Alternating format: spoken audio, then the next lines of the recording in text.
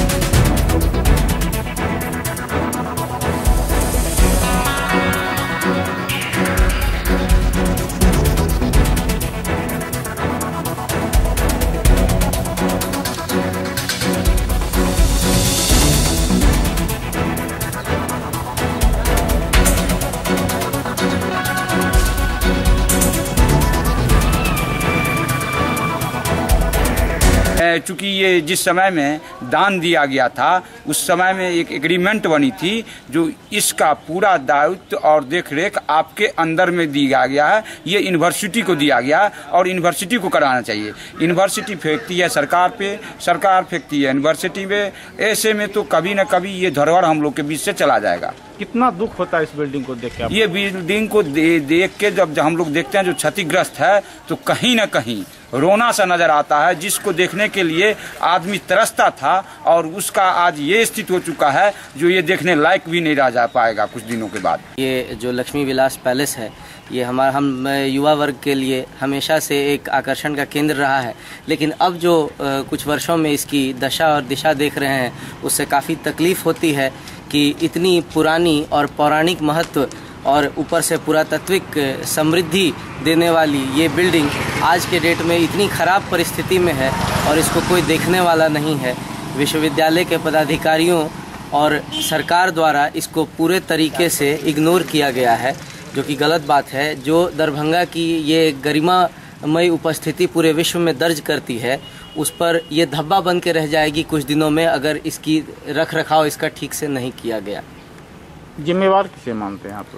इसमें किसी एक के बारे में अगर कह दें हम कि जिम्मेदार विश्वविद्यालय प्रशासन है या राज्य सरकार है, तो ये कहना गलत होगा, क्योंकि ये अन्योन्याश्रय संबंध है उन दोनों का इस गलती के बीच में कि न इन्होंने कभी कहा न उन्होंने कभी देखा, जबकि उनको भी कम से कम देखना चाहिए था राज्य सरकार को, चूँकि ये राज्य की धरोहर है और दरभंगा महाराज ने लोक कल्याण के दृष्टिकोण से इसको दिया था, तो राज्य को उस हिसाब से इस पर विशेष ध्यान देना चाहिए था। ये जो आप महल देख रहे हैं पीछे, ये 19वीं सदी का बना हुआ है, मतलब कि 100 साल से ज़्यादा हो गए इस महल को बने हुए। 1880 से 1886 के बीच में इसका निर्माण हुआ था और ये एशिया के सबसे सुंदर महलों में इसको गिना जाता है। आपको मैं बता दूं कि 1893 में लंदन टाइम्स ने इस महल की खूबसूरती को अपने अंक में पहले पन्ने पर छापा। तो इसकी आप जो प्रासंगिकता है उसका अंदाज़ा इसी से लगा सकते हैं कि आज से 100 साल पहले लंदन टाइम्स ने इसको छापा था। हाल में जो सर्वे हुए हैं उसके अनुसार देश में यह 15वां सबसे सुंदर महल है। ये इसकी खासियत है और लगभग 500 एकड़ में यह फैला हुआ है। जिस समय इसका निर्माण हुआ उस समय में विश्व प्रसिद्ध जो आर्किटेक्ट थे मेजर मंट, उन्होंने इस देश में 4 महलों का नक्शा बनाया और उन्हीं के नक्शे पे 4 महल बने। उसमें ये महल सबसे पुराना है, सबसे प्राचीन है। राष्ट्रीय उच्चतर शिक्षा अभियान के तहत इस विश्वविद्यालय को 20 करोड़ रुपए सैंक्शन हुए हैं। उसमें 80% खर्च इस तरह के इंफ्रास्ट्रक्चर पर करना है, 40% अप्रोक्सीमेटली रिस्टोरेशन या रिनोवेशन में खर्च कर सकते हैं। उसमें पहली प्राथमिकता है अपने इस पैलेस का रिस्टोरेशन करना, उसके बाद ही दूसरा कोई काम होगा। तो इनकी जो जर्जर स्थिति है, बहुत पैसे लगेंगे। इतने पैसे का दूसरा कोई साधन तो नहीं है, कहीं से स्रोत नहीं है। रूसा के पैसे से पहला काम यही करेंगे, उसके बाद दूसरा कोई काम करेंगे।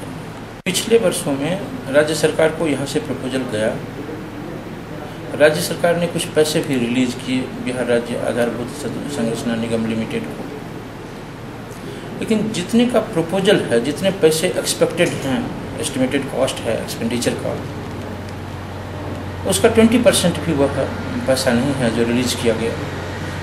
तो आधारभूत संरचना निगम लिमिटेड ने कहा कि इस पैसे से कुछ भी नहीं हो सकता है, इसलिए वह पैसा आज तक यथावत वहाँ रखा हुआ है।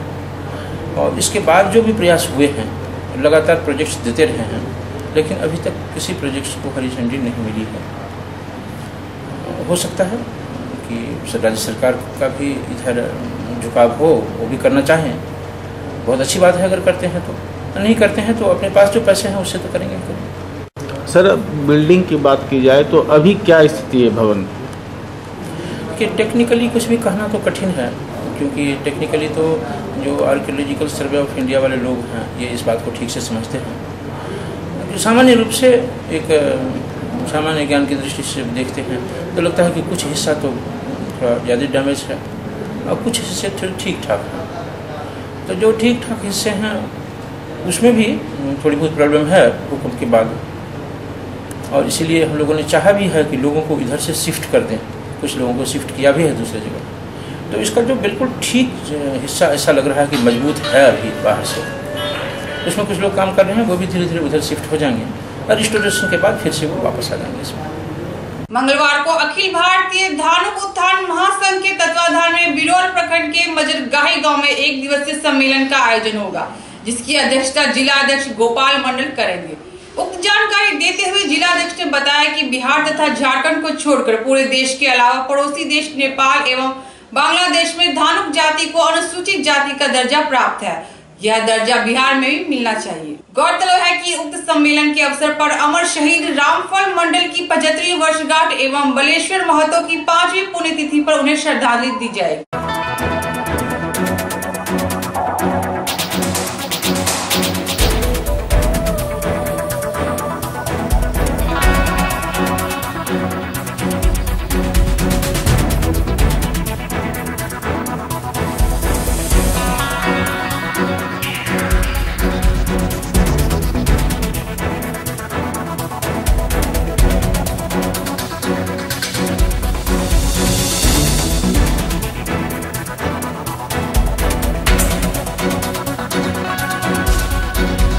दरभंगा जिला धार्मिक उत्थान महासंघ ने यह निर्णय लिया कि हम अपने शहीद अमर शहीद रामफल मंडल जी का शहादत की 75वीं वर्षगांठ और हम अपने समाज के आदर्श स्वर्गीय बालेश्वर महतो जी की 5वीं पुण्यतिथि हम दोनों साथ साथ मनाने का काम करेंगे। 10.5% बिहार के अंदर। इसके बाद भी आज हम राजनीति में हाशिए पर, कोई भी दल, राजनीतिक दल, किस दल का हम नाम बोले या किस दल के नेता का नाम बोले, कोई भी दल हमारी आबादी के हिसाब से हमें विधानसभा में, विधान परिषद में, लोकसभा में कहीं कोई दल हमें टिकट नहीं देता। तो इन सारे मुद्दों पर हम सम्मेलन में विचार करेंगे। पूरे हिंदुस्तान में हम आरक्षण के दायरे में हैं और बिहार में हम आरक्षण से बाहर हैं।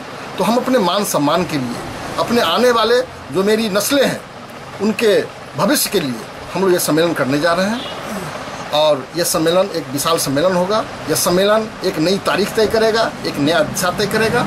उत्तर प्रदेश एवं जम्मू में हुए बलात्कार एवं नाबालिग 8 वर्षीय मासूम आसिफा की हत्या के विरोध में एआईएसएफ ने रविवार की देर संध्या विश्वविद्यालय चौरंगी से भोगेंद्र झा चौक तक कैंडल मार्च निकाला और दोषी लोगों के लिए फांसी की सजा की मांग की।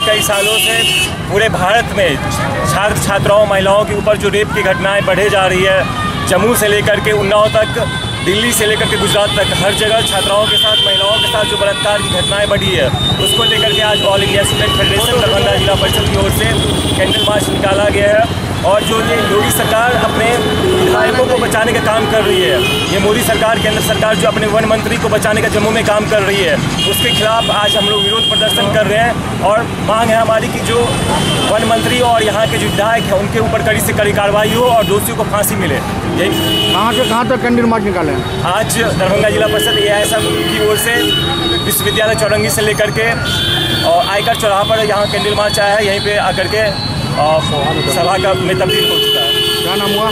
राहुल राज एआईएसएफ।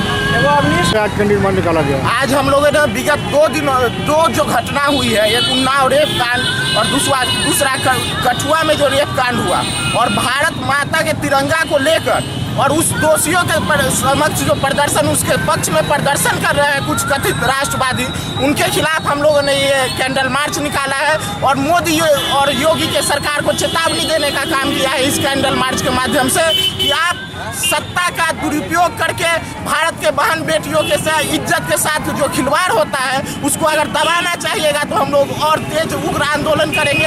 आज हम लोगों ने श्रद्धांजलि देने का काम किया है। अगर आप नहीं चाहते और दोषियों पे कार्रवाई नहीं की गई तो हम तेज से तेज आंदोलन करेंगे और ये बहु बेटियों के इज्जत के साथ खिलवाड़ करने वाली सरकार को हम गद्दी से उतारने का काम करेंगे। नीश Kumar AISF. Mithila student union के तत्वाधान में सोमवार को विश्वविद्यालय परिसर स्थित चौरंगी पर 23वां छात्र अदालत का आयोजन किया, जिसमें कई दर्जन छात्र उपस्थित हुए और छात्रों ने हो रही कठिनाइयों से यूनियन के अध्यक्ष एवं पदाधिकारियों को अवगत कराया।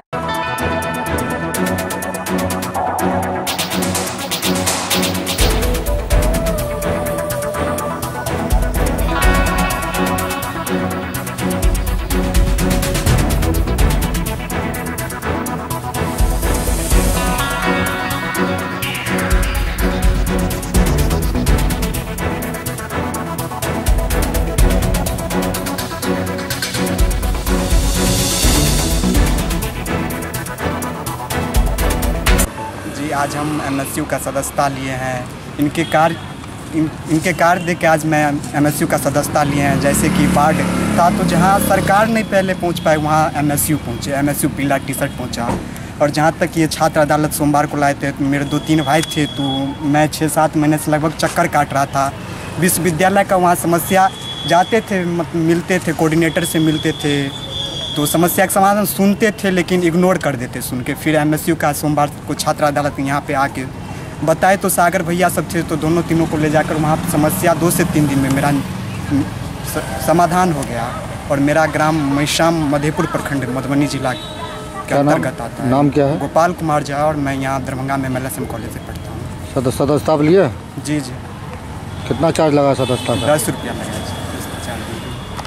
अब हम 11 बजे से छात्र अदालत लगाए हुए हैं यहाँ पे। अभी तक 8-10 छात्र आए हैं, जिसमें से 4-5 सदस्यता भी लिए हैं और विभिन्न तरह की समस्याएं लेके आते हैं। जैसे कि फर्स्ट पार्ट का रिजल्ट निकल गया, उसका मार्कशीट अभी तक नहीं गया। सेकंड पार्ट का फॉर्म भरना है छात्रों को। अभी चैलेंज का भी आया है। लगातार 2 साल से छात्र थर्ड पार्ट का चैलेंज कर रहा है। उसका पिछला ही मार्कशीट जितना पिछले बार उसका मार्क्स मिला हुआ था थर्ड पार्ट में, उतना ही इस बार भी आया है। और फिर वो चैलेंज किया। चैलेंज करने के बाद भी उसको जब यहाँ पे चैलेंज करके 150 रुपया जमा भी करते हैं यूनिवर्सिटी में, उसके बाद भी उनको नो चेंज कर दिया जाता है। अभी देखते होंगे विभिन्न तरह का समस्या है। जैसे छात्र प्रमोटेड पेंडिंग रिजल्ट कर दिया जाता है यूनिवर्सिटी में। ऐसे मुद्दों लेके मधुबनी से, समस्तीपुर से, विभिन्न जगह से, आपको मधेपुर से सब छात्र सब आए हैं और उनका समस्या हम ले जाके वहाँ पे एग्जाम कंट्रोलर महोदय से मिल के सबका दूर किए हैं। और जो भी छात्र आते हैं हम लोगों के छात्र अदालत में, उनको अब दौड़ लगाने का कोई ज़रूरत नहीं। हम सब छात्रों से कहना चाहते हैं, हर एक सोमवार को मेरा विश्वविद्यालय में यही चौरंगी के पास छात्र अदालत लगता है। आप आइए, किसी को 1 रुपया नहीं अवैध वसूली देना है। आपको बिना पैसा का, बिना अवैध वसूली दिया हुआ हम ले जाके यहाँ को आपको काम करवाएंगे। नाम लोग का क्या नाम हुआ? जयप्रकाश झा, विश्वविद्यालय प्रवक्ता, मिथिला स्टूडेंट। जी, अभी तक तो हम लोग लगभग 22 छात्र अदालत का आयोजन कर चुके हैं। ये हमारा 23वां आयोजन है। लगभग बीच में छात्र संघ चुनाव के मद्देनजर हम लोग बीच में कुछ दिनों से ये छात्र अदालत बंद हो चुका था, लेकिन आज से पुनः चालू हो गया और छात्रों के बीच में जितनी भी समस्या है उसको हम लोग सुनने के लिए यहाँ पर आ चुके हैं। और आपके माध्यम से हम बताना चाहते हैं कि आप प्रत्येक सोमवार को 11 बजे से छात्र अदालत का आयोजन किया जाएगा। आज भी लगभग 3-4 लड़का का प्रॉब्लम सॉल्व किया गया, जिसमें पार्ट सेकेंड में लगभग लड़का का जो एडमिशन करवाया है उसका पैसा फंस गया है, जो अभी तक क्लियर यूनिवर्सिटी के द्वारा क्लियर नहीं हुआ है। अभी जाके हम लोग मिले हैं उनसे, जहां बात हुआ है कि उनका क्लियर हो जाएगा। अमन सक्सेना, विश्वविद्यालय अध्यक्ष। आज की खबरें अब यही संपन्न हुई। दीजिए नीता को पूरी टीम के साथ इजाजत। धन्यवाद।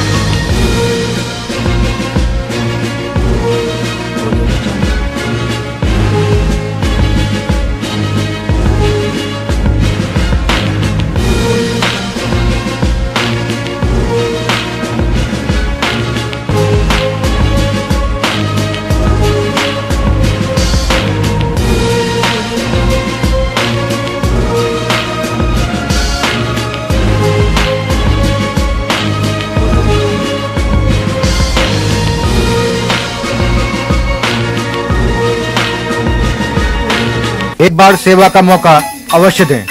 होटल विजय, GN-गंज, नियर पंजाब नेशनल बैंक, लहरिया सराय, दरभंगा। कॉन्फ्रेंस, विवाह एवं अन्य अवसरों के लिए हमारे यहाँ AC, non AC, marriage hall, conference hall, विवाह मंडप एवं स्पेशल डेकोरेशन की व्यवस्था उपलब्ध है। AC एवं नॉन AC कमरों के साथ पाए सुकून। व्यवस्थित पार्किंग के साथ साफ सफाई का उत्तम प्रबंध। 9065252326 9430061924।